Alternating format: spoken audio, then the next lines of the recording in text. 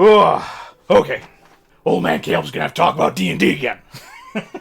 In the past, I've had a whole heap of insults piled upon me, merely for saying that mechanics from older versions of the game shouldn't be forced into 5e. And this was right at the beginning of 5e, too. You know, so just force those minions in there for no particular reason. What version of the game am I referring to? Oh, well. Doctor said if I say that number again, I'm gonna have a cardiac episode and just keel over dead. Anyways, it seems certain previous versions of the game somewhat skewed people's interpretation of what a modern tabletop role-playing game is. And there's a very vocal minority out there as a result. Ginny D just did a video where she was talking about getting flack from people online just because she made her character wrong. With that wrong character, there was literally nothing in the rules against it. I want to reiterate that. Literally, that character was 100% compliant with the vanilla rules of D&D. And from the description of the game, it seemed like that character would be a perfect fit in that game. Like, it honestly seems like the definition of wrong doesn't fit here at all. So clearly, what's happening here is people on the internet mistaking a optimized character for a good character.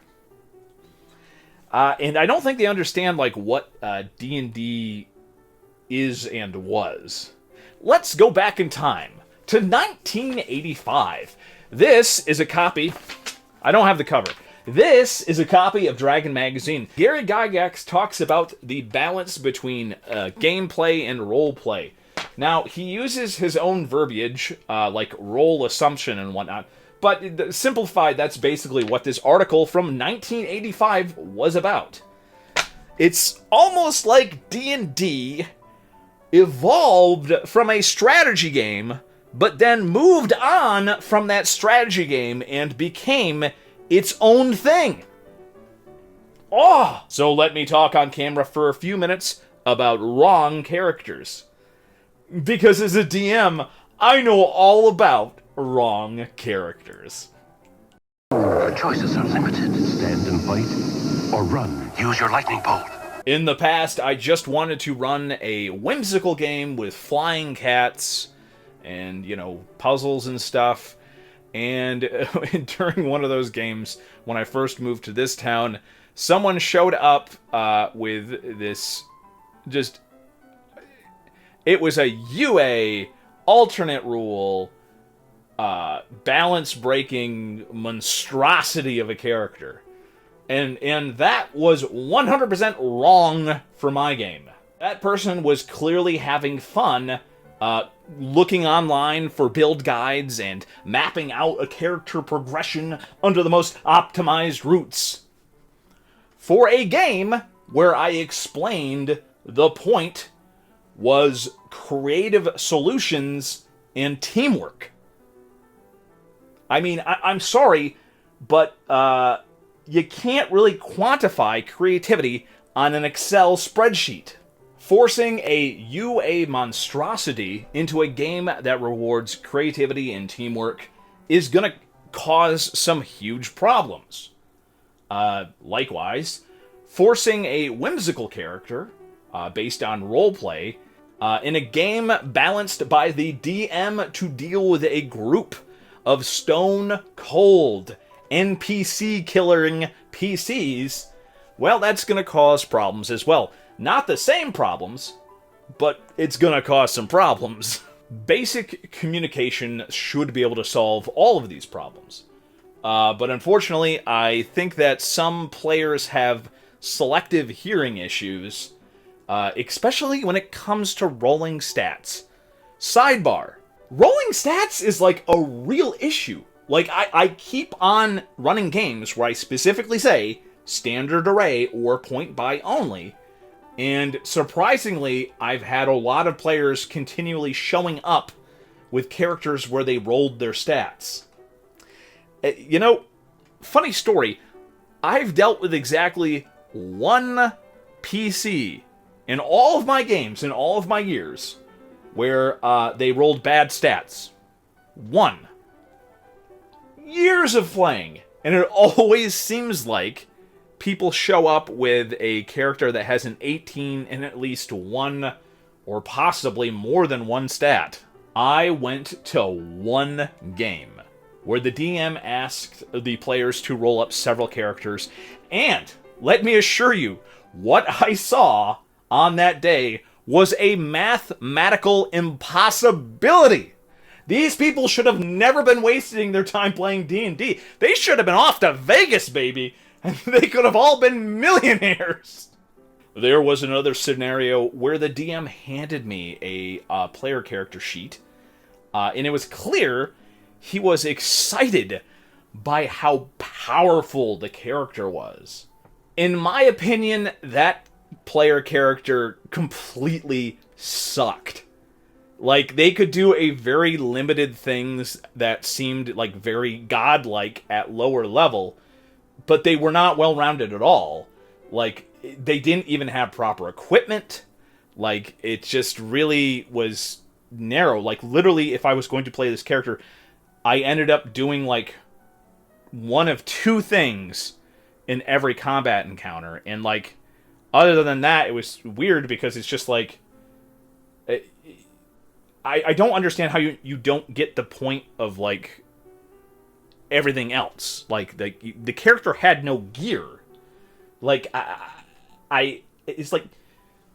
The book clearly explains that the game just isn't all about combat. If you want to do a game where you're playing these godlike characters and it's all about combat, there are literally, like, dozens of board games that would do that are way better balanced, that you would have a much better time in.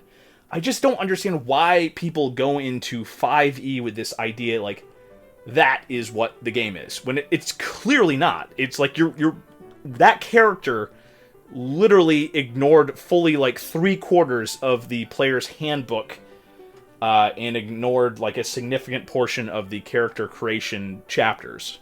If I had run with that character, I literally would have felt useless a minimum of 33% of the time, even if we were doing a combat-heavy 5e game. I just don't understand how somebody can, examine the book and decide to run a game and just not have a grasp of what 5e is going for. For me, it seems like it would be easy to explain what kind of game I am running and have a session 0 and just really sort of explain, what type of game I am actually interested in running and what the players should expect. But boy, it just does not work out sometimes. And of course, perhaps your group can adjust on the fly and everybody can do whatever they want. A group of human beings able to put aside their differences and sit around a table and have fun. Apparently, this is called being friends. I am jealous of this foreign concept.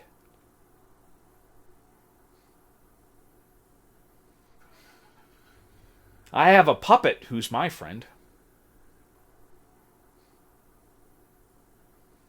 In summation, I don't think it's a very good idea to give credence to anybody who is trying to label a non-optimized character as being wrong. I'm sure in the video, Ginny was trying to diminish the trash talk by using the word to describe a non-optimized character.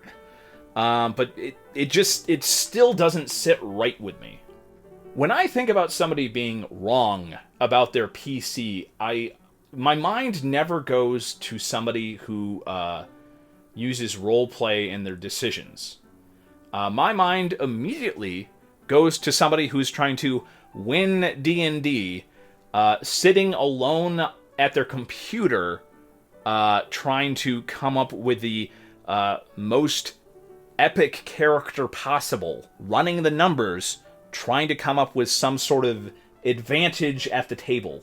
An existence like that would create a mental framework where to justify what you're doing, you can't abide by somebody doing something non-optimized, so you'd have to go on the internet and attack them and say that they're doing it wrong. And frankly, on a certain level, I think I'm guilty of this as well. My feelings on this subject are deeply connected to my first RPG character. When I was making that character, I spent a lot of time on the computer alone, typing out my backstory and everything about this character. I was really proud of that little story that I created.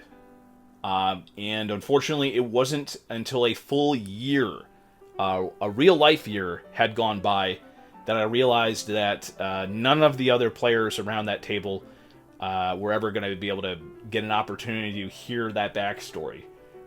You know, there was no chance for me to get into it. The DM just didn't care. And I handed him the story at the beginning of the game, and that was it. It never came up again. So, at the end of the day, maybe I'm not any different than other people who like to enjoy our hobby in different ways.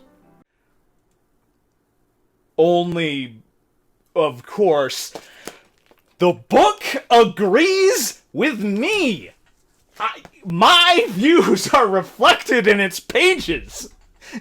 It whispers to me at night and assures me that my way of enjoying the hobby is the correct way and everybody else is wrong! It's a board game, and despite its best efforts, it cannot be all things to all people. You can only strive to make sure that the real human beings sitting around your table or in your Discord are all having a good time together.